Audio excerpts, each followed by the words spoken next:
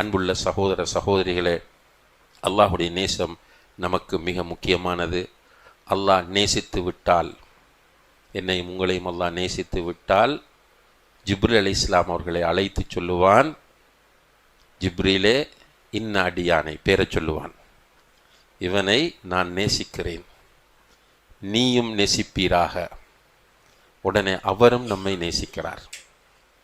ஜிப்ரீல் அலைஹிஸ்ஸலாம் நேசித்து விட்டு நிறுத்த மாட்டார்.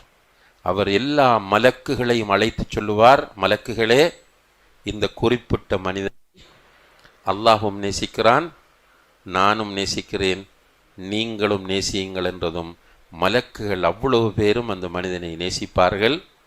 அதற்கு பிறகு உலகத்தில் இருக்கிற முஃமின்கள், நல்லடியார்களும் அவனை நேசிக்க ஆரம்பிப்பார்கள் என்று நபி ஸல்லல்லாஹு அலைஹி வஸல்லம் அவர்கள் சொல்கிறார்கள்.